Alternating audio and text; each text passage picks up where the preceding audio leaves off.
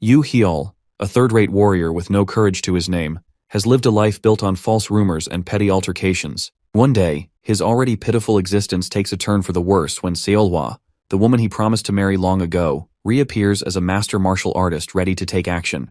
From that moment, his story spirals, and he goes viral as a menace and enemy of the state, even catching the attention of the royal court. But before diving into how he survived such attention, let's rewind to the beginning. Yu Hyol's tale begins in the snowy mountains of no man's land, where he desperately tried, and failed, to protect the things he cherished most. Angry at his weakness, the young Yu Hyol decided to cut ties with Seolhwa, his sweetheart at the time, who was only 10 years old. He promised to return for her once he became the world's greatest martial artist. Helpless, Seolhwa could only watch with tearful eyes as the love of her life faded into the distance. Years have since passed, and the two have lived separate lives, awaiting an eventual reunion. More than a decade later, in the bustling streets of Miram State, a young adventurer sits in a tavern, regaling two men with tales of his recent triumphs against monsters and enemies. The adventurer, Jo Yoon, thanks the Yeonwon Guild members for their hospitality, but when they invite him to join their guild, he politely declines. He explains he has an important oath to keep. The men respect his decision but warn him to be cautious of the dangers lurking in the area, especially in their village, Six Clan Village. Curious, Jo Yoon asks for details. The men reveal the rumor of a monster terrorizing their village. Known as the Two Supernovas, this figure is said to hunt martial artists and carry their corpses in a bloody sack. Before Jo Yoon can respond, a man carrying a bloodied sack enters the tavern, startling everyone. At first, the drunken patrons struggle to identify the stranger. Soon, however, they recognize him as the merciless martial artist killer, Yu Hyol, the chaotic sword demon of the heretic faction. Yu Hyol demands the innkeeper's presence, but the assistant explains that the innkeeper is out of business. Terrified by the bloodied sack, the assistant offers to help Yu Hyol carry it, but Yu Hyol refuses, warning him not to touch his prey. The assistant quickly apologizes and retreats. Meanwhile, whispers fill the tavern as everyone speculates about the chaotic sword demon. Noticing the sack moving, Yu Hyol realizes his prey is still alive. As he prepares to end its suffering, Jo Yoon suddenly thrusts his spear at Yu Hyol, challenging him to a duel. Though the tavern patrons think Jo Yoon has lost his mind, the young adventurer is determined to defeat Yu Hyol and restore balance to the martial world. Yu Hyol, however, bursts into laughter and advises Jo Yoon to reconsider his decision. When Jo Yoon insists on fighting, Yu Hyol attempts to intimidate him into backing down. But Jo Yoon accuses him of making excuses and demands he honor the challenge. Needing time to think, Yu Hyol asks Jo Yoon to wait outside while he prepares for the duel. The two guild members try to dissuade Jo Yoon, warning him that Yu Hyol is a cowardly demon with no equal, willing to use any means to get his way. Unfazed, Jo Yoon thanks them for their concern, but reiterates his oath to become stronger than the strongest. Meanwhile, Yu Hyol slips out of the tavern, considering fleeing the village altogether. He hadn't come to cause trouble, he just wanted to sell his prey. The bloodied sack, it turns out, contains a wild boar he hunted carelessly, and he only forbade the assistant from touching it because the innkeeper cooks excellent meals. Misunderstood by society and burdened by his appearance, Yu Hyol wonders how he ended up in such a mess. As a third-rate warrior with no martial arts talent, all he wants is to live long enough to see Seolhwa again and fulfill his promise. The next morning, a silver-haired, elegantly dressed young woman arrives in Six Clan Village. She stops to observe Jo Yoon, who is still calling out for Yu Hyol to face him in a life-or-death duel. As the crowd gathers, the woman approaches Jo Yoon. Struck by her beauty, Jo Yoon hesitates as she asks if he's serious about challenging the chaotic sword demon. The onlookers recognize the woman as Baek Seolhwa, the Sun and Moon Sword. She is the direct disciple of the previous world's greatest martial artist, who once defeated the strongest of all factions. Known as the Dragon and Phoenix of martial arts, she is considered the opposite of the chaotic sword demon. Jo Yoon, suspecting she is also after Yu Hyol, asks if she's here to capture him. Blushing, Seolhwa confirms his suspicions, revealing that Yu Hyol, her lifelong sweetheart, is nearby. Enchanted by her, Jo Yoon abandons his mission and asks her to join him instead. Meanwhile, Yu Hyol, still hiding, decides to report the illegal duel to the authorities. However, his plans are interrupted when someone enters the tavern. Begging the intruder for more time, Yu Hyol freezes as Seolhwa steps in. She informs him that she's waited years to see him again. Now a master martial artist, she swiftly defeats Jo Yoon, declares she has plenty of money, and proposes to Yu Hyol, asking him to marry her. Moments after Jo Yoon collapses, medics rush to the scene to revive him. As he's taken to a hospital, Seolhwa and Yu Hyol are left alone in the inn, with spectators outside wondering if a clash is about to unfold. There's a tense silence as the two stare each other down. Finally, Yu Hyul breaks the ice, trying to convince Seolhwa that he isn't the chaotic sword demon everyone claims he is. It's all a ploy to buy himself time to escape. Seolhwa, visibly annoyed, glares at him. Yu Hyul dismisses her as an unhinged woman who kicks down doors with a sword. Hoping to evade her wrath, he nonchalantly stands up, bids her farewell, and heads toward the door. But before he gets far, Seolhwa stops him, removes his handguard, places his hand on her soft cheek, and urges him to repeat what he just said, just like he used to in the old days. At that moment, Yu Hyul can't resist her anymore and softly calls her name, Seolhwa, the way he used to long ago. Flashbacks reveal their shared past. 15 years ago, Yu Hyul was sold to Seolhwa, a noblewoman, as a slave. Despite their circumstances, they bonded, and he became her devoted servant. She was 3 years younger than him, and the youngest lady of her household.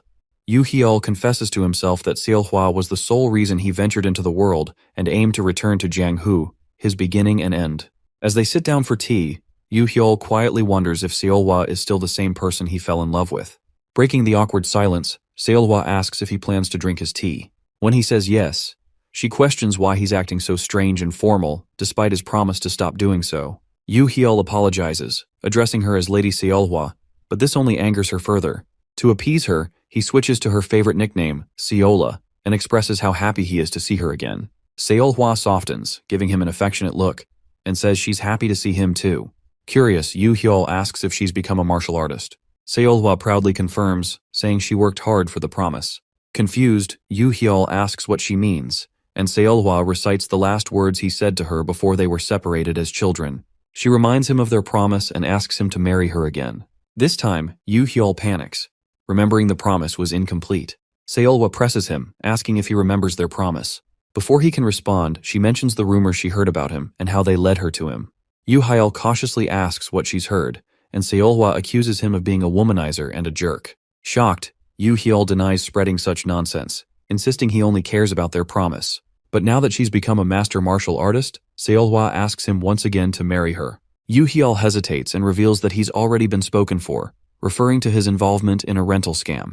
To resolve the matter, they visit Han Kyung, a cunning merchant who had lent Yu Hyul money in the past.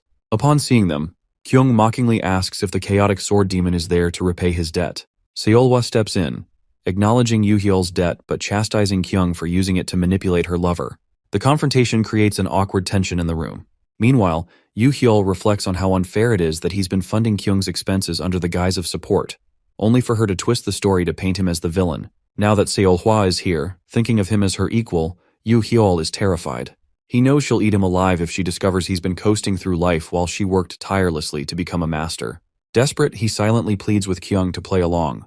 Kyung catches on and decides to help. She tells Seolhwa they merely borrowed Yu Hyul's esteemed name for a small favor. Internally, however, Kyung wonders if Yu Hyul's earlier desperate look was a cry for help to escape Seolhwa. Seolhwa, not one to waste time, asks the cost of the favor. Kyung throws out an absurdly high number, 100,000 yang, including sponsorship and damages. Yu Hyul breathes a sigh of relief, confident Kyung has his back. Smiling, he promises to return with the amount. To his shock, Seolhwa immediately hands over a bag filled with over 100,000 coins. Yu Hyul nervously asks if she's okay with spending so much, but Seolhwa reassures him, saying her money will soon be his since they're getting married. After paying off the debt, Seolhwa asks Kyung if Yu Hyul is free to go. Sensing Kyung's hesitation, she questions whether the money is enough. Kyung admits it is, but, hugging Yu Hyul, slyly declares their relationship special, even calling him her husband. Yu Hyul panics and tries to shove Kyung away, but she whispers for him to play along if he wants her help. Furious, Seolhwa unleashes her lightning arts and warns Kyung to back off from her man. Moments before chaos erupts, Yu Hyul screams at Seolhwa, urging her to calm down and understand the misunderstanding. However, Seolhwa refuses, continuing to warn Kyung to stay away from her man. Desperate, Yu Hyul steps between them and declares that Kyung is someone important to him. Shocked and heartbroken, Seolhwa apologizes and storms out of the room. Realizing she misinterpreted his words, Yu Hyul tries to explain but fails to stop her. After she leaves, Kyung smirks and urges him to thank her for reading the situation well and helping him end an unwanted engagement. While she admits her method was clumsy, she feels proud of herself for helping him. But as she notices Yu Hyul's sullen expression, she asks if this is truly the outcome he wants. Without a word, Yu Hyul exits the merchant building, his dark aura unnerving the villagers as he walks through the streets. His mind is consumed by the look of disappointment on Seolhwa's face, believing he was cheating on her with Kyung. He recalls their first meeting as a servant and noble's daughter and remembers the vow he made to close the gap between them and stand proudly by her side. After all the effort Seolhwa has put into keeping their promise, there's no way Yoo Hyul can let her down now by marrying her as a failure. Resolving to find her and explain himself, he presses forward. On his way, Yoo Hyul overhears two villagers discussing a pale figure running toward the cliff. Judging by the long hair, they assume it's a young woman and fret over how unstable she looks. Fearing the worst, Yoo Hyul rushes to them and demands to know where they saw her. After getting the information he needs, he sprints toward the cliff, praying Seolhwa isn't about to harm herself over his stupidity. Upon arriving, he searches the area until he spots a silver-haired figure standing at the edge of the cliff, staring blankly into the distance. Panicked, Yoo Hyul rushes forward, wraps his arms around the person, and yells that he'll marry her as long as she doesn't do anything drastic. To his shock, the silver-haired person turns around. It's an old man. Confused, the man asks Yoo Hyul if he's seriously proposing to him. Embarrassed, Yoo Hyul quickly apologizes for the mistake and turns to leave. But before he can go, the old man stops him and asks if he truly believes he's the only one feeling uneasy. When Yoo Hyul doesn't respond, the old man advises him to consider Seolhwa's feelings instead of making selfish assumptions. Never underestimate the contents of her heart, the man warns. It's more special than you think. Struck by the old man's wisdom, Yoo Hyul asks who he is. Instead of answering, the old man tells him to face his problems head-on rather than running away. At that moment, the man's granddaughter arrives, scolding him for wandering off, and asks Yoo Hyul to help escort him back home so he can take his medicine. After helping them, Yoo Hyul heads back to his house, reflecting on the old man's words and Seolhwa's feelings. When he arrives, he's startled to find Seolhwa waiting outside. She explains that she discovered his house earlier when she first arrived in the village. Noticing the tear stains on her face, Yoo Hyul asks if she's been crying. Seolhwa denies it, but Yoo Hyul doesn't buy her lie. Determined to set things straight, Yoo Hyul explains his relationship with Kyung, assuring her there's nothing between them. However, Seolhwa interrupts, admitting she believes in his faithfulness but fears he's avoiding marrying her. Remembering the old man's advice, Yoo Hyul decides to be honest. He confesses that he can't marry her yet. Before Seolhwa can leave in disappointment, he grabs her hand and explains his situation, his reliance on the trading company's support, his shabby rented home, and the fact that all the exaggerated rumors about him are untrue. He isn't the extraordinary figure people believe him to be. Though he hasn't yet fulfilled their promise, he vows to work hard and become the man she deserves.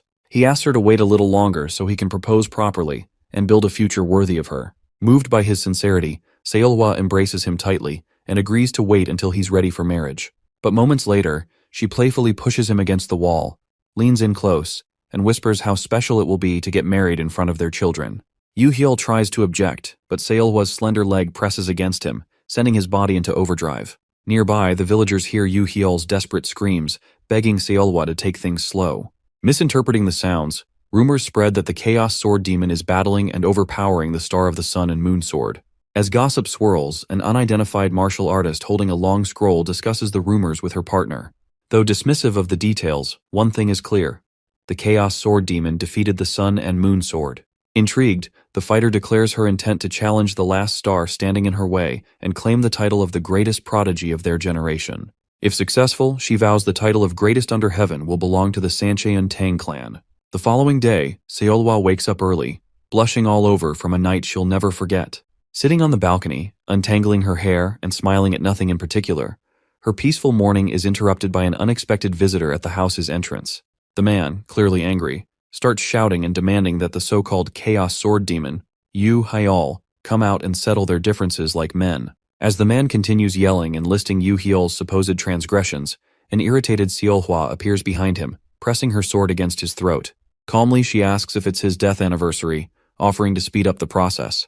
Panicked, the middle-aged man raises his hands and begs her to wait, insisting that she introduce herself first. Seolhwa declares herself the lady of the house, and the man, now pale and trembling, identifies himself as the landlord. All his bluster about settling things like men turns out to be a ruse to get Yoo Hyul to come out and pay his overdue rent, as the day marks rent collection.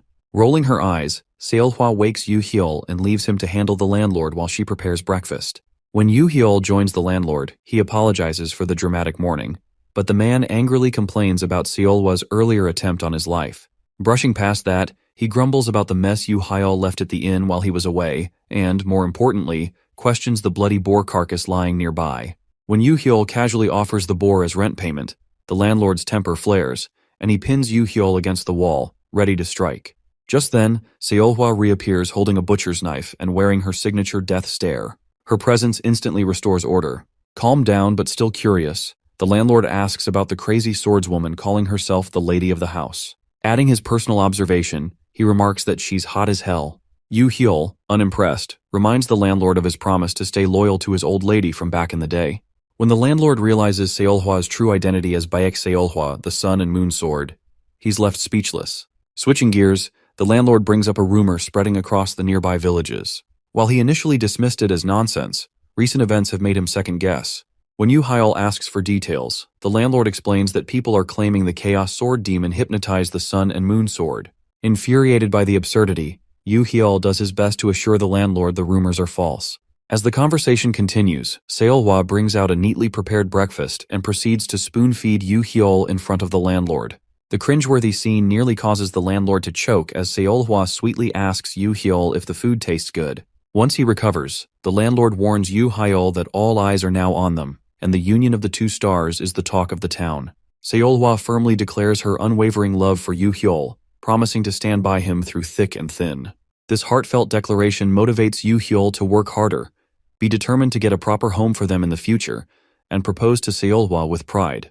Tired of witnessing their lovey-dovey antics, the landlord wraps up the discussion by demanding this month's rent. Later that evening, Yu Hyul and Seolhwa return home after reclaiming their 100,000 nyang from Kyung following the events of the previous day. When the landlord sees the cash, he's overwhelmed and urges Yu Hyul to buy the house outright. However, Yu Hyul declines, explaining that he's saving up to buy a better place. Although the money technically came from Seolhwa, she insists it's now their money, not just hers. Smitten by her sentiment, Yu Hyul agrees to the landlord's terms and promises to pay rent on time while keeping the house Murim-free. Just as things seem to settle, disaster strikes. The house Yu Hyul vowed to protect suddenly bursts into flames. Both he and the landlord stare in disbelief as the fiery chaos unfolds before them. What the freak just happened? Yu Hyul mutters, stunned. As villagers gather to watch the inferno, a figure leaps dramatically from the roof of the burning house. Upon landing, the woman introduces herself as Tang Hai, the Poison Phoenix and heir to the Sanchin Tang clan. With a sinister smile, she declares her intent to assassinate the Chaos Sword Demon, Yu Hyul. While Tang Hai continues boasting about her mission, Seolhwa interrupts with a swift martial arts attack, startling her. Calm but deadly, Seolhwa warns Tang Hai that she doesn't care who she claims to be, but if she values her life, she'd better explain her intentions quickly. Tang Hai, unfazed, smiles and formally greets the sun and moon sword. Ready for battle, she takes her stance, signaling the start of a duel. Moments before the battle begins, Tang Hai confirms the rumors about the two stars of the world and then prepares to unveil her ultimate poison technique. Just as she's about to strike and destroy the sun and moon sword, Seolhwa shocks everyone by ending the fight in an instant, burying 3/4 of Tang Hai's body into the ground. With the fire extinguished, Yu Hyul demands an explanation for why she burned down his house. Instead of answering, Tang Hie first commends his tenacity in forcing her this far, causing Yu Hyul to question if she's completely unhinged. After some nonsensical rambling, Tang Hai calls out her hidden trump card. Without delay, Tang Zhou, the silent killer of the Sancheon Tang clan, emerges from the shadows, only to be immediately slammed into the ground alongside her master by Seolhwa. Satisfied that no more surprises are coming, Yu Hyul repeats his question. Tang Hie lies, claiming she was merely there to punish the wicked unorthodox sect, Yu Hyul, and rescue her fellow righteous ally, Seolhwa. She insists that using fire was just a basic tactical strategy, downplaying the crime entirely. Annoyed by her dismissive attitude, the landlord yells at her, demanding compensation for his house. Ignoring the landlord, Tang Hai accuses Yu Hyul of taking Seolhwa's parents hostage and hypnotizing her into submission. She even suggests the fire was divine retribution for his past atrocities. Yu Hyul, exasperated by her absurdity, points out the irony in her earlier attempt to kill Seolhwa while claiming to want to save her. Flustered, Tang Hai lies again, saying she was caught up in the heat of battle. At that moment, her partner, Tang Leo, spills the truth. Tang Hai's real target has always been Seolhwa. Confused, Yu Hyul asks why Tang Hie, someone from the Orthodox sect, would go after Seolhwa, also of the Orthodox sect. Tang Leo then reveals Tang Hie's most embarrassing secret. Her grudge against Seolhwa began 2 years ago when Seolhwa humiliated her in the Murim tournament by beating her soundly. Ever since, Tang Hai has been desperate to avenge her loss. only to realize that confronting Seolhwa head-on is far more challenging than expected. Now, after failing to defeat Seolhwa, Tang Hae declares her intent to regain her honor by taking Yu Heol's head and saving Seolhwa. Unimpressed, Yu Heol asks Seolhwa if she even knows Tang Hae. When Seolhwa replies that she doesn't, Tang Hae loses her temper and rants about Seolhwa's arrogance toward everyone except Yu Heol. Frustrated, she signals Tang Leo to end things quickly. With her master's permission, Tang Leo frees herself from the ground, dashes past Yu Heol with a disdainful side-eye, and disappears. Moments later, she returns with a hostage, whom Tang Hae proudly introduces as her final trump card. Amidst the confusion, Tang Hae offers Yu Heol a chance to surrender before something terrible happens. Bewildered, Yu Heol demands to know who she's taken hostage. Tang Hae indignantly calls him ungrateful for not recognizing his mother. This leaves Yu Heol even more confused, as he explains that his biological mother died when he was 5. The captive woman, clearly flustered, shouts that her son's name is Yu Hyun, not Yu Heol. The villagers quickly recognize her as entirely unrelated to Yu Heol, and she sheepishly asks the innkeeper for help out of this embarrassing situation. Realizing her mistake, Tang Hae throws a tantrum and accuses Seolhwa of lowering herself by siding with an unorthodox punk like Yu Heol. Through tears, she insists that the captive must be Yu Heol's mother and threatens to stab the woman if Yu Heol doesn't surrender. To her surprise, the hostage starts tearfully calling Yu Heol her son and begs him to comply. Frustrated, Yu Heol tries to calm everyone down, only for Tang Hae to accuse him of abandoning his only mother. The clueless villagers, overhearing the commotion, mistakenly believe the woman is truly Yu Heol's mother. They begin gossiping, calling Yu Heol a heartless demon for not caring about his parents. Despite Yu Heol's attempts to explain, the rumors spread like wildfire. Furious, Yu Heol calls Tang Hae a weird little brat with strange hair and mocks her for pretending to be from a prestigious clan while spouting nonsense. His insults hit a nerve, leaving Tang Hae visibly shaken. Desperate to salvage her pride, she uproots herself from the ground, declares Yu Heol a scrawny brat, and hurls poison darts at him. Seolhwa effortlessly blocks the darts and challenges Tang Hae. Smirking, Tang Hae commends Seolhwa's reflexes, but points out she missed one dart.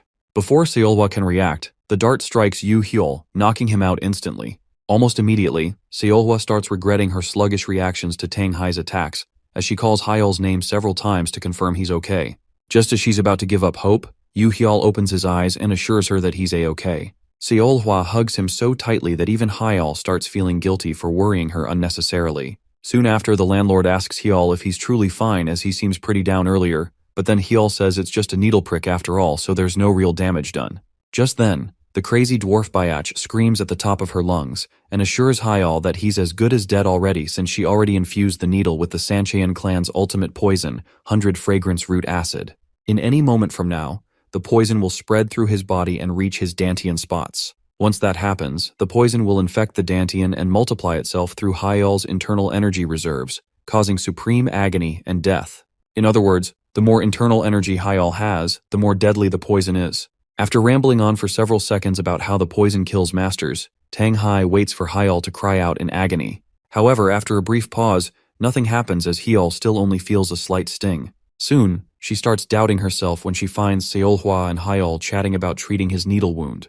When she's finally had enough, she checks out the poison vial to see if she truly brought the right poison for the mission, seeing as Heol still seems very fine. As soon as reality dawns on her, she pricks herself with one of her poison-tipped needles to see if she's just tripping. Shortly afterward, the poison takes effect in her body and she collapses, confusing both Heol and Seolhwa in the process.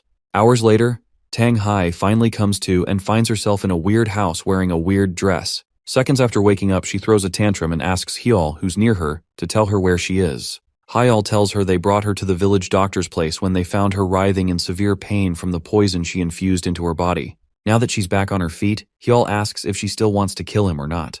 At that point, Tang Hae realizes that the poison is real, but then again, since the only way to counter the effects is to achieve extreme control of one's internal energy perfectly, it must mean Heol has reached the advanced level technique requiring internal energy rivaling a sect leader's. To keep the convo going, she asks Heol why he saved her, and Heol says that although Seolhwa was furious at him for doing that, he only did it because they had some scores to settle. By then, Hae realizes that she might have misunderstood the entire situation, seeing as the mighty sun and moon sword fell to him in a duel to the death. Upon realizing that Heol might be a righteous doofus after all, she concludes he must be trying to drive her out before she ends up like him. With all that, Tang Hai decides to apologize to Seolhwa for thinking she was being brainwashed or kept hostage as the stupid rumors said. Although shocked by her response, Hyul still moves on to ask about her family's involvement in this charade of hers. To avoid putting her family name to shame, Tang Hai assures him she's acting alone and will take full responsibility for her stupidity. Hyul asks to make sure she can handle the consequences alone, and Tang Hai warns him not to underestimate her. With that, Hyul asks if she understands that she'd have to pay back 100,000 yang. And while both parties label the money differently, Tang Hye agrees to do the needful. Once they get to an agreement, Hyul proceeds to collect his money in person just like she wanted.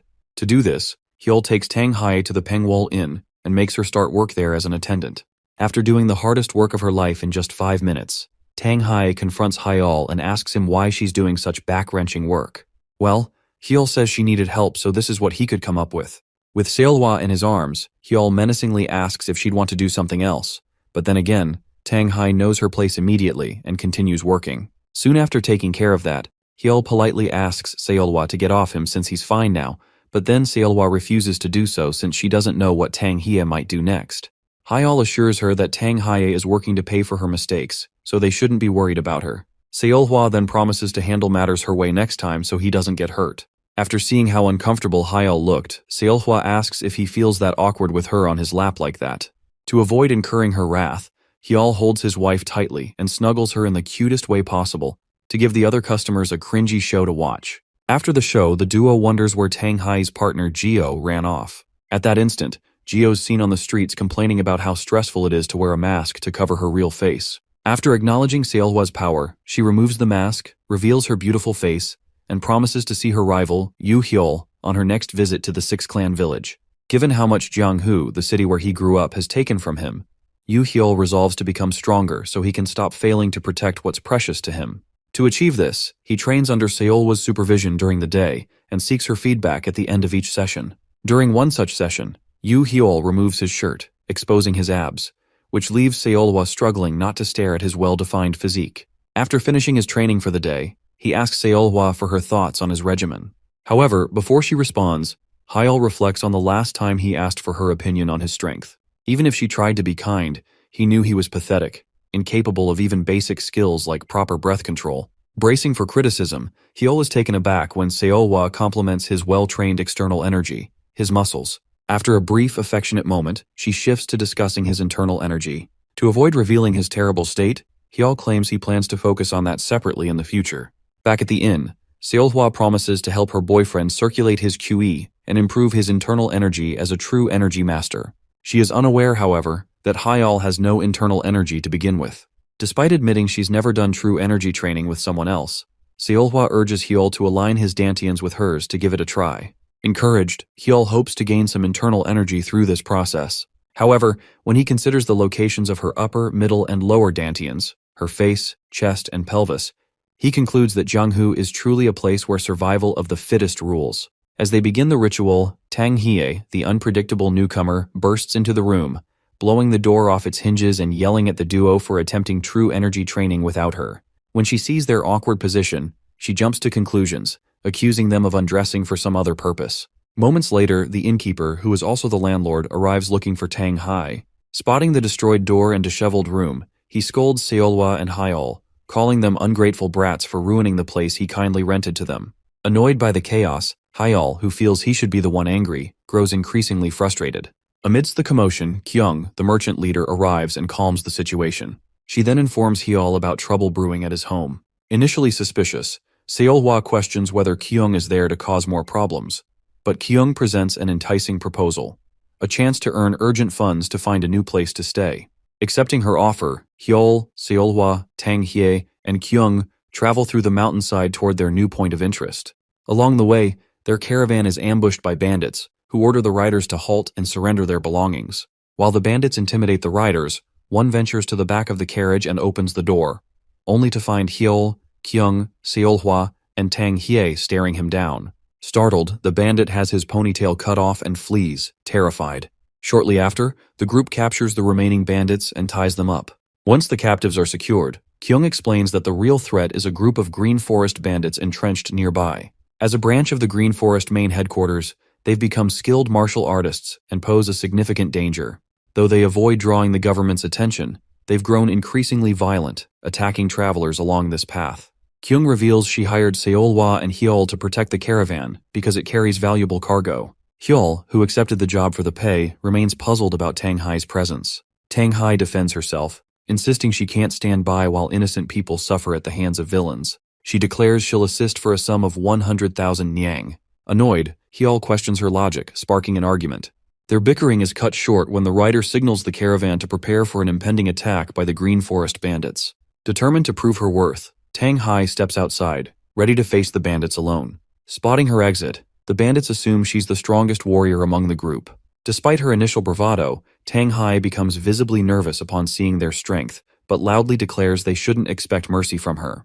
Moments later, Seolhwa emerges and tells Hyul to stay put while she takes care of the bandits in seconds. Tang Hai protests, claiming the bandits as her prey, but Hyul urges her to stop distracting Seolhwa. Frustrated, Tang Hai arms herself with explosive darts and fires them recklessly at the bandits. Her impulsive attack destroys the cliff they're standing on, causing Seolhwa to punish her by striking her head with the flat of her sword. Seconds later, the crumbling cliff collapses and causes a landslide which sends everyone, Kyung's group, the Green Forest bandits, and their party, tumbling down into the valley below. Meanwhile, the Green Forest bandit chief receives word from a subordinate about Kyung's caravan being protected by formidable guards. Though concerned about the guard's strength, the chief dismisses the worry, explaining that he only sent the vanguard to assess the enemy.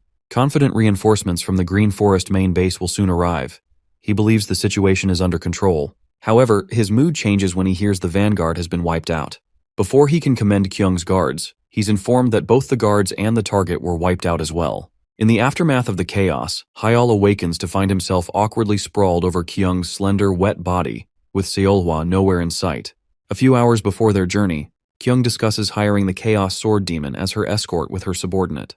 The subordinate hesitates, asking questions to ensure she truly trusts someone from the unorthodox sect. Surprised by his doubt, Kyung explains that trust isn't a concept she associates with humans. As she reflects on the true meaning of trust, the narrative shifts to the present. Kyung is now drowning in the river beneath the cliff that Tang Hee blew up earlier. Fortunately, Hyul risks his life to save her unconscious body from drowning.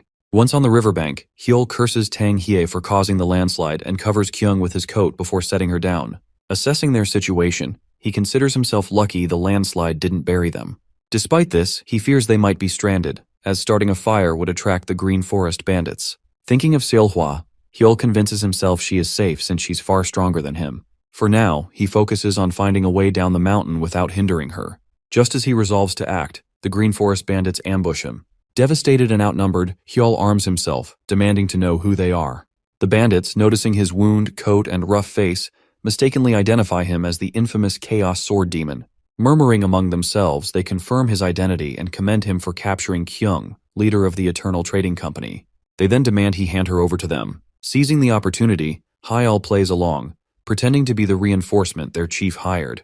Although inwardly panicked that they may see through his ruse, the bandits seem convinced. They speculate about the masterful technique he must have used to cause the landslide, but Hyul, clueless, lets them speculate without commenting. He shifts the focus by asking if they found any survivors from the merchants, particularly someone in white clothing. The bandits suggest another group might have encountered such a person and promise to report back immediately if they find anyone. When one bandit inquires about his association with the Eternal Trading Company, Hyul fabricates a story. He claims he posed as an escort to double-cross them after they insulted him with a low offer. Fortunately, the bandits believe his lie. However, just as Hyul begins to relax, Kyung regains consciousness. Having overheard everything, she immediately lashes out at Hyul, berating him for his supposed betrayal. The bandits, oblivious to the truth, admire her realistic reaction and praise Hyul's cunning. Hyul, desperate to maintain the act, decides to leverage Kyung's fiery demeanor to make the story more convincing. As she continues to insult him, the bandits laugh at her expense, further cementing their belief in Hyul's deception. Before long, they lead him to their military fortress, promising a warm welcome. Hyul, now deeply concerned about escaping with Kyung, considers his options. Thinking of what Seolhwa would do, he pauses and announces his need to practice breath control.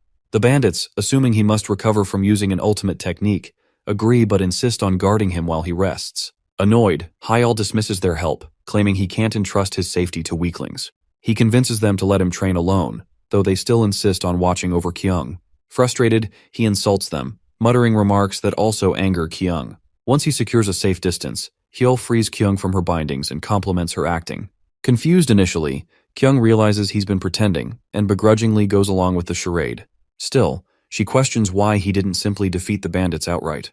Hyul explains that fighting would have drawn reinforcements, and his priority was protecting her, so deception was the safer option. Though she understands his reasoning, Kyung suggests they head down the mountain. Hyul insists on accompanying her only halfway, as he must stay to rescue Seolhwa. Kyung protests, warning of the dangers she'll face alone. Just then, they overhear bandits discussing how Seolhwa was captured by their reinforcement. Shocked but focused, Hyul refuses to abandon her, citing a promise he made. Kyung challenges him, questioning if his promise outweighs their contract. But Hyul remains firm. Realizing his determination, Kyung sighed and started removing her clothes. A startled Hyul demands to know why, but she does not explain. Instead, she urges him to strip as well. As the merchant leader of the textiles sector, Kyung quickly crafts disguises for them both. Though flustered, Hyul complies, donning the bandit attire. In their new disguises, the two prepare to infiltrate the fortress, while Seolhwa waits in her dungeon, hoping Hyul will come to save her. When they arrive at the two bandits guarding the fortress gates, Hyul concocts a flimsy excuse to make the guards recognize him and Kyung. Unfortunately, the bandits aren't fools, and they bluntly tell him that wearing a green headscarf and walking with a pretty girl doesn't make him believable. Realizing his plan is falling apart, Hyul begins to panic, unsure of what to do next. Just then, Kyung steps forward and slaps both bandits hard, berating them for their disrespect. She immediately launches into a tirade, scolding them for failing to recognize the reinforcements their chief requested from the main base. Taken aback, the guards stammer, asking if she's truly the reinforcement they've been waiting for. Kyung doubles down, claiming she followed her husband, Hyul, to ensure the country bumpkins didn't mess things up. Her performance is so scathing and authoritative that the bandits soon drop to their knees, begging for forgiveness. After maintaining her act for a few moments longer, Kyung agrees to forgive them, on the condition that they lead her and Hyul into the stronghold. Cowed, the bandits quickly complied, showing them the way. On the way, the bandits complain about the sorry state of the fortress, explaining that the higher-ups have been raiding more often to cover repair costs. When Kyung and Hyul see how dilapidated the place is, they ask what caused such destruction. One of the guards reveals that a massive burst of blue sword energy had obliterated the mountain and main building. Hearing the term sword energy, Hyul immediately thinks of Seolhwa and grows pale at the thought of what she might have done. Kyung notices his change in demeanor and asks if such a person could exist in the mountainous region. When Hyul doesn't respond, she presses him about why he suddenly looks so pale. Hyul, feeling a growing sense of responsibility, resolves to protect Kyung, calling her the merchant leader. This unexpected declaration surprises Kyung, who blushes and mutters incoherently as they reach the storage and prison area of the stronghold. Once there, Hyul abruptly knocks out the bandit escorting them, leaving him groveling on the ground and bleeding. Kyung comments on the sorry state of the unconscious bandit, and the duo takes the prison keys to check the first cell they find. Hyul foolishly starts shouting Seolhwa's name, heedless of the noise he's making. Despite Kyung's pleas to lower his voice, Hyul persists, demanding to know if the prisoner inside is okay. To their shock, the person in the cell is none other than Tang Hee, the brat responsible for their predicament. Smirking, she greets them and wastes no time mocking the unorthodox punk who saved her. After the awkward reunion, they untie Tang Hai, who then explains that she hasn't seen Seolhwa in any of the fortress's cells. She adds that the other prisoners were quickly released since they weren't valuable for ransom. Hyul concludes that Seolhwa is too strong to have been captured by these weaklings and suspects the entire setup was orchestrated for him. Realizing the danger, Kyung urges them to move before the patrol returns. Tang Hai assures them there's no need to worry about a patrol, having overheard that an alarm will ring if any prison doors are improperly opened. Before the trio can react, the fortress's emergency bell blares and the entire bandit force surrounds the prison area. The bandit chief steps forward, mocking them for falling into his trap. He sneers, claiming he knew the righteous orthodox fools would show up to deliver justice. As Hyul mutters incoherently, Kyung tells Tang Hai to use her explosive darts to clear the bandits out. Unfortunately, Tang Hai admits she lost her weaponized code in the landslide, adding that she'd never have been caught if she still had it. Frustrated by Tang Hai's excuses, Kyung starts arguing with her. Amid their bickering, Hyul interrupts, asking how they plan to escape. Both women scoff, questioning why he's even thinking of escape when they could fight. Just then, the bandits recognize Hyul as the Chaos Sword Demon. Terrified, they begin begging for their lives. Kyung and Tang Hye give Hyul their blessing to handle the small fry, but Hyul hesitates, unsure of what to do. The chief, realizing who Hyul is, grows nervous and begins doubting whether it is truly his trap or theirs. Tang Hai worsens the situation by urging everyone to fight for their lives if they want to survive. Internally panicking, Hyol shakily threatens the bandits, ordering them to let the group go. His threats seem to work as the bandits consider retreating. Unfortunately, the reinforcement the chief had been waiting for, Menghobu Wu Seok, arrives and restores the bandits' confidence. Wu Seok confronts Hyol, offering him a chance to join forces. He promises Hyol a share of Kyung and Tang Hee's ransom money, emphasizing that money is the only thing worth trusting in this world. Kyung, outraged, asks if Hyol is seriously considering breaking their contract. Wu Seok silences her, insisting the decision is Hyol's alone. After a tense pause, Wu Seok extends his hand for a handshake. Just when it seems Hyol might take the deal, he slaps Wu Seok's hand away. Hyol condemns martial artists who exploit their strength to take from others, and declares that his purpose is to protect his people. Before the situation can escalate further, Seolhwa bursts into the prison room, furious and deadly. She demands an explanation from Hyol, particularly about what he means by his people. After stunning the useless bandits with her overwhelming murderous intent, Seolhwa rushes to embrace the man of her life, bombarding him with questions to ensure he's unhurt. Hyol reassures her that he's fine and asks where she's been all this time. Seolhwa explains that she's been scouring the strongholds and watchtowers in the area, cleaning up anything annoying she encountered along the way. Meanwhile, Tang Hae, initially terrified by the intense killing intent Seolhwa exuded earlier, calms down upon realizing this is just Seolhwa being her normal self. Jealousy flares in Kyung, who wonders if Seolhwa is flaunting her relationship or if it's just her imagination. Tang Hye, however, is simply relieved they survived, until Seolhwa threatens to kill her for endangering Hyol again. With her killing intent still palpable, Seolhwa promises to eliminate everyone in the room except Hyol and herself. Hyol quickly reminds her of their mission, prompting Seolhwa to refocus, though she resolves to teach the bandits an unforgettable lesson.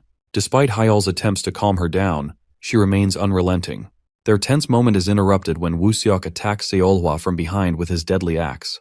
Reacting swiftly, she blocks the attack with her sword. After recognizing her as the Sun and Moon sword, Wu Seok admires her beauty, but smugly notes how tired she must be from her trek through the mountains. Assuming her weakened ki circulation makes her an easy target, Wu Seok launches multiple attacks while hurling insults about her body and limbs. As the fight intensifies, the bandit chief brags to Hyol about Wu Seok's strength as a supreme master, attempting to demoralize him.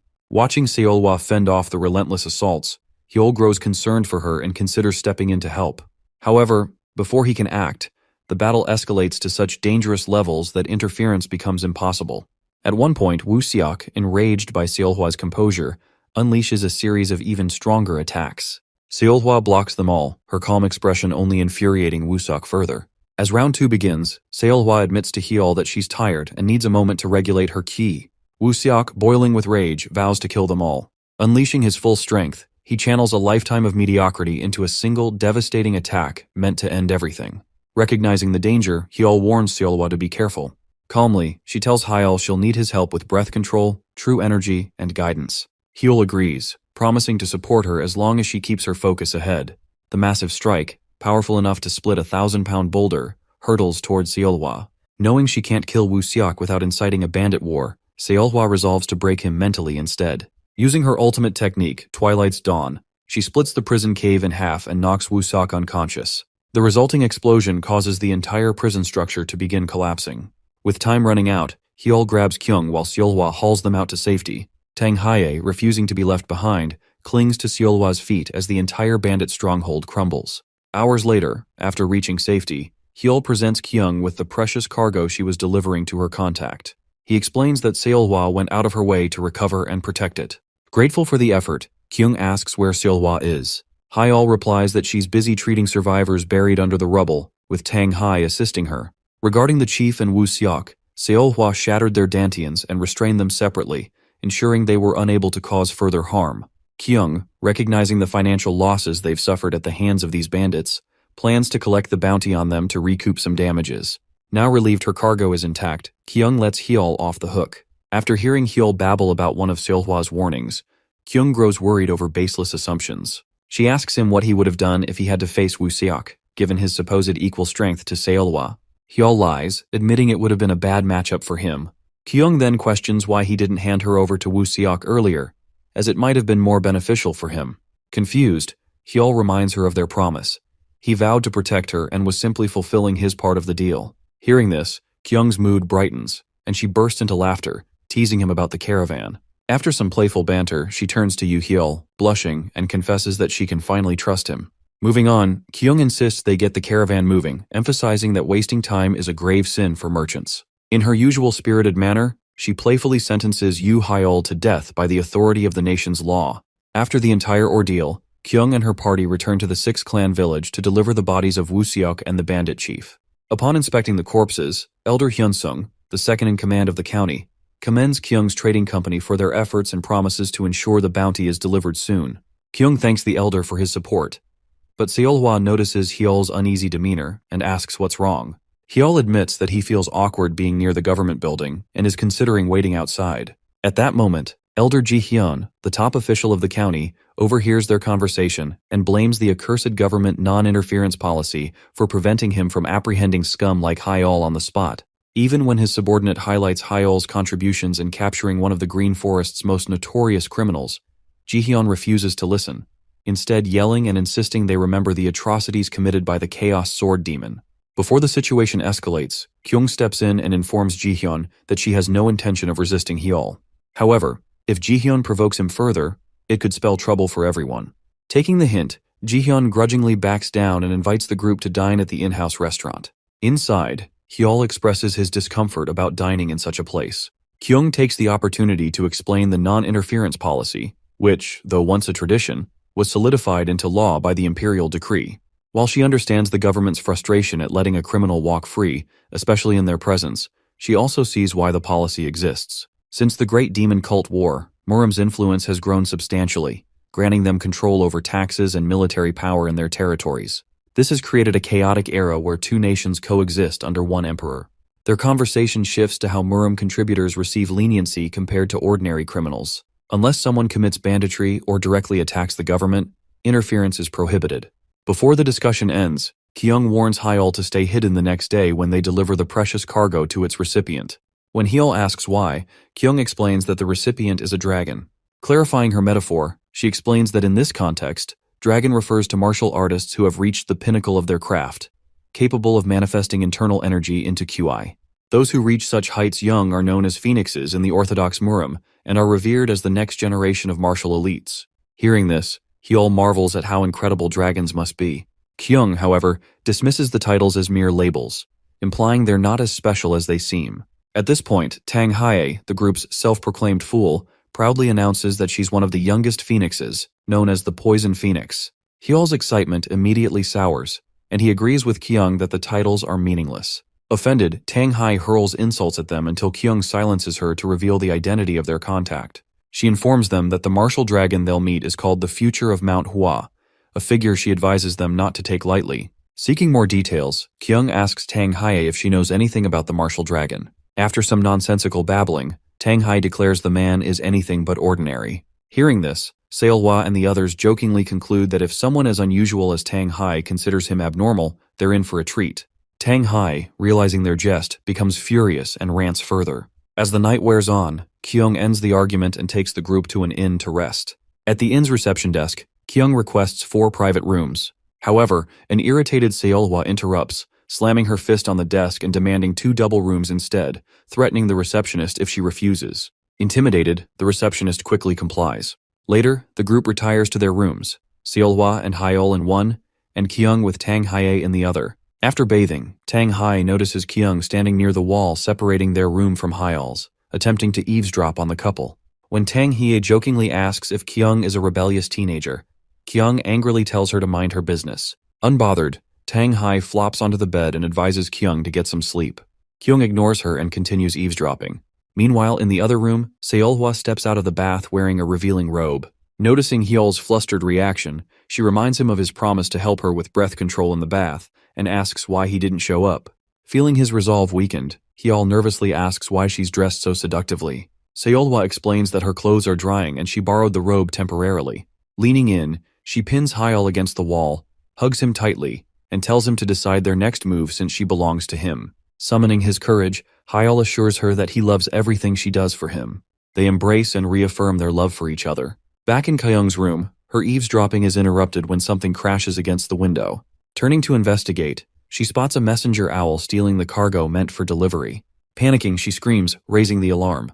Seolhwa and Hyol's moment is rudely interrupted by the noise. Frustrated, Seolhwa channels her ki and blasts the owl out of the sky. As the package plummets to the ground, Hyol leaps out of the window, catches it midair, and lands awkwardly. To his dismay, Hyol is surrounded by guards, their swords drawn. Looking around, he realizes he accidentally fell on Elder Ji-hyun, who lies unconscious. Without hesitation, the guards raise an alarm, alerting the county of Hyol's attack on Elder Ji-hyun. The commotion grows so loud that even the bald prisoner in the jail wonders if his next prison buddy has reached the county. Even after trying to explain the truth to the officials out to convict him, Hyol is bound and taken to Baldy's jail cell. At the entrance to the cell, the guard listens to Hyol's pleas until he loses patience. To shut him up, the guard tells him to stop making excuses and focus on the fact that Elder Ji-hyun is still unconscious because of him. Hyol apologizes once more and attempts to explain himself again. Still, the guard shoves him into the cell, warning him to stay away from Baldy, his cellmate, who happens to be another Murim contributor, or face the consequences. Surprised, Hyol looks around for his cellmate and only notices him when Baldy asks if he's okay. Without waiting for a response, Baldy urges him to share his story. Hyol hesitates, unsure how to deal with this peculiar man, but freezes when he notices Baldy's head glowing like the sun. Seeing Hyol's confusion, Baldy introduces himself as Gwangdu, a disciple of Manhwa. Shortly after, Gwangdu recognizes Hyol's face and asks if he is the infamous Chaos Sword Demon. Just as Hyol is about to answer, the scene reveals a furious Seolhwa, who is determined to rescue her fiancé no matter what. Seolhwa, seething over Hyol's imprisonment, is ready to go AWOL and destroy the nation in retaliation. Kyung steps in as the voice of reason, urging her to calm down. She argues that storming into a government building is taking things too far, especially since making herself an enemy of the nation would harm Hyol more than help him. Kyung pleads with Seolhwa to think of Hyol and to trust that there's a reason he surrendered so easily. Reluctantly, Seolhwa calms down and acknowledges Kyung's logic. However, she warns that she won't hold back if a single hair on Hyol's head is harmed.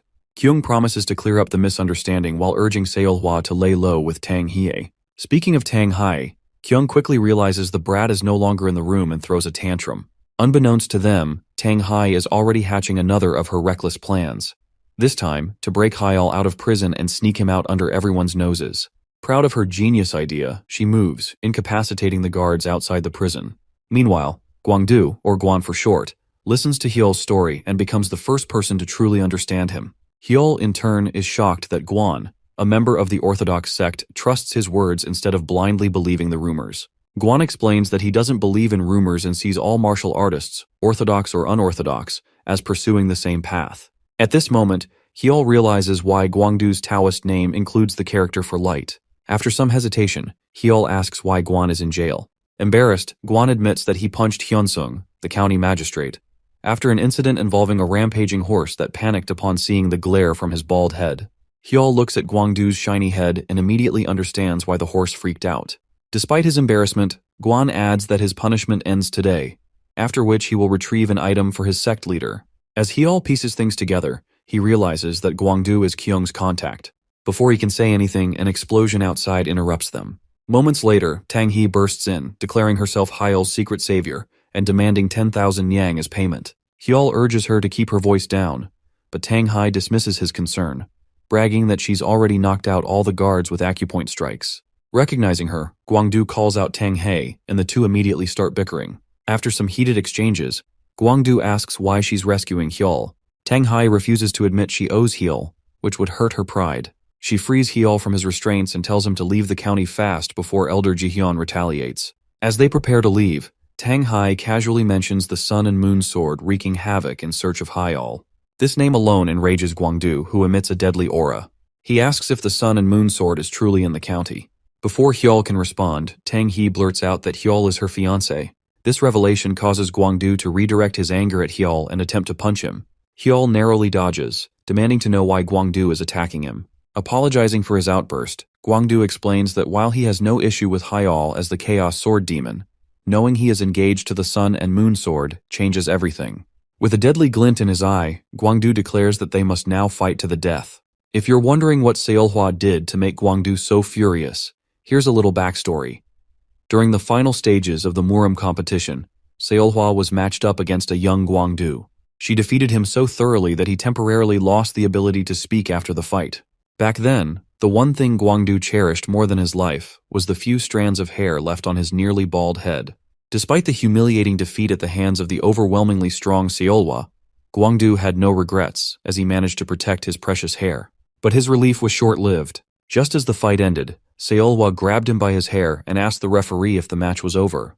Guangdu tried desperately to signal her not to touch his hair, but his inability to speak left him helpless. Ignoring his silent pleas, Seolhwa casually cut one of his precious strands, leaving Guangdu screaming internally in despair. As he sat there, devastated, Guangdu thought of his people back home, Baeko and Elder Yeonmu, and dreaded how they would react to his disgrace. And as if that wasn't enough, Seolhwa took her bullying further by yanking the remaining strands from his scalp, leaving him completely bald.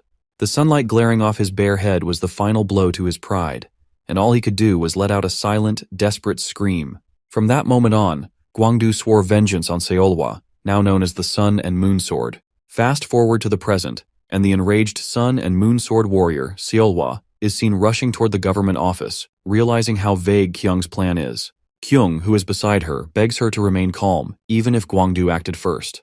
But Seolhwa ignores her, her mind focused solely on her beloved Hyol. Meanwhile, after recounting another one of his sob stories to Hyol and Tang Hae, Guangdu loses control and blows up the prison cell in a fit of rage, forcing the two Nimrods to flee for their lives. His sole aim now is to make Seolhwa feel the same pain he felt when she yanked out his hair, and to do that, he plans to take his revenge on her fiancé. As they flee, Tang Hae asks Hyol why Guangdu is suddenly acting this way, and Hyol explains that it's all because of Seolhwa. She then questions why Hyol doesn't just deal with him directly, to which Hyol responds by asking her how he's supposed to do that. Tang Hae, misunderstanding his hesitation, urges him to run while she handles the rogue Taoist. Perplexed, Hyol asks why she's helping him, but Tang Hae brushes him off, instead describing the location of his clothes and weapon. Still confused, Hyol thanks her and hurries off.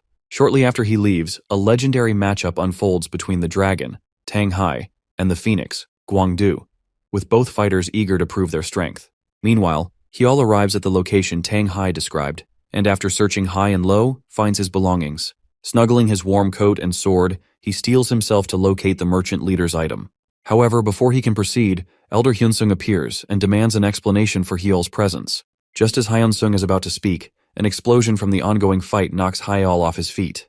In the fight, Tang Hae unleashes her true poison dance art, but Guangdu skillfully counters it with his 24 stances of plum blossom swordsmanship technique. He then gives her one final chance to step aside, declaring that he has no business with her. His only target is Seolhwa's fiancé, Yu Hyol, whom he calls out to face him directly. Hyol, confused, asks Guangdu why he holds such a grudge against him. But before Guangdu can respond, Tang Hae interjects. She argues that it's dishonorable for someone of Guangdu's stature, as a representative of the orthodox path, to let past emotions dictate his actions and lead him to make poor decisions. Her words strike a chord, and Guangdu begins to question his own actions. While Hyol stands there, still confused, Guangdu reflects on his behavior, realizing that taking out his anger on someone else is unjust. Acknowledging that he has tarnished Manhwa's reputation, Guangdu apologizes for his earlier foolishness. Before Hyol can respond, Seolhwa bursts through the prison wall and immediately hugs him. She then locks eyes with Guangdu and, with her usual bluntness, asks Hyol who this man is. Furious once more, Guangdu mutters bitterly, "Senior brother." As the commotion in the government office grows more chaotic at midnight, curious bystanders gather outside to figure out what's happening inside. Among them is a purple-haired, middle-aged woman, unidentified for now, wondering what on earth the government office is up to this time. Apparently, the person her sect sent on an errand was utterly useless and botched the job. Meanwhile, Kyung arrives at the government building through a secret passageway and finds Seolhwa facing off against Baldi. Pleading with her not to destroy the government office, Kyung soon uncovers signs of foul play. As she pieces together the situation, Elder Hyunsung appears behind her, begging for his life. In the meantime, Hyol tries to reason with Baldi, urging him to reconsider fighting Seolhwa, as it might all be a misunderstanding. But Baldi is too consumed by rage to listen. He screams, declaring that Seolhwa took everything from him. Seolhwa, confused, demands that he reveal his identity and explain what she took. As Baldi continues ranting, Hyol finally steps in. He declares that if Seolhwa has wronged Baldi in any way, he will take responsibility for it as her partner. Baldi is dumbfounded, unable to believe his ears, as Hyol's words make little sense to him. To de-escalate the situation, Hyol even suggests that he'll seek Jihyun's forgiveness if that's what it takes to break the endless cycle of conflict in Jianghu. He explains that he's already promised Seolhwa to share her burdens and spend his future with her. Even if Seolhwa never intended harm, Hyol insists on taking responsibility for her actions. Hyol then boldly tells Baldi to reclaim whatever Seolhwa took from him. Baldi asks if Hyol is serious, and when he confirms, Kyung cuts in to remind Baldi, Gwangdu, that they're all disciples of the Manhwa sect leader. But Gwangdu dismisses her, saying it doesn't matter anymore. Following the sacred grudges of the Murim, he declares that he'll shave Hyol's head as restitution for Seolhwa's wrongdoing. Everyone had expected a far more severe declaration, so the room collectively falls into disappointment when Gwangdu reveals his grudge about Seolhwa ruining his hair. Before Gwangdu can continue his tirade, the purple-haired woman from earlier arrives, smacks him on the head, and calls him a fool for making his situation worse. Upon hearing that her errand boy had been thrown in jail, she reveals she came rushing to the scene, only to find him causing more trouble over a petty grudge. After reprimanding Gwangdu, she introduces herself as Cheon-young, Cheon for short, an elder of Mount Hua, and apologizes for her disciple's misconduct. Cheon then recognizes Tang Hai as the Poison Phoenix and congratulates her on reaching a remarkable level of mastery at such a young age. Soon after, she notices Seolhwa and identifies her as the infamous Sun and Moon Sword. As she's about to mention Chaos Sword Demon by name, Kyung intervenes, claiming that Hyol is her personal guard. Kyung tries to assure Cheon that Hyol has nothing to do with the current situation, urging her to remain calm. Cheon agrees, stating she's not here to threaten anyone. But now that she's seen the demon up close, she admits the rumors of him being a womanizer seem to be true. On behalf of her disciple's mistakes, Cheon offers herself to Hyol as an appropriate apology. Hyol is appalled and immediately rejects her, telling her to act her age. Unbothered, Cheon continues to proposition him, prompting Tang Hai to call her an old hag and chastise her lack of shame as a Taoist elder. Tang Hai even points out that Cheon had flirted with her brother the last time they met. Annoyed, Cheon fires back, claiming she never wanted to be an elder in the first place. She reveals that the Mount Hua sect leader tricked her into rolling with the demon cult during the Great Demon Cult War in her prime years. Afterward, she was forced into the elder position due to merit distribution, which ruined her chances of marriage. Confused, Hyol asks how old Cheon must be if she fought in the Demon Cult War. Cheon lies, saying she's 25, but Tang Hai quickly clarifies that multiplying that number by 2 would be closer to her real age. Unfazed, Cheon argues that since Hyol already has 3 women, adding one more wouldn't hurt. Cheon's persistence angers Seolhwa, who's had enough of her nonsense. To Seolhwa, nothing matters more than Hyol, and these distractions have stolen the time she promised to spend with him. Plus, Hyol was endangered because of her mistakes. Determined to end it, Seolhwa unsheathes her sword and attacks Cheon. Cheon deflects the strike, redirecting it toward Elder Hyunsung and Tang Hae. Now, both women glare at each other, ready to fight over the Chaos Sword Demon. Before the chaos can erupt, Hyol tries to calm Seolhwa down, but Cheon wonders how dangerous Seolhwa might become when Hyol is involved. Elder Hyunsung, fearing for his life, interrupts and reveals the precious cargo the government had been hiding. When given an audience, Hyunsung explains that Jihyun ordered him to orchestrate everything, leaving him no choice but to obey. Before he can elaborate, Jihyun screams from outside, ordering the Murim scoundrels in the office to surrender and submit to the law, as they are surrounded.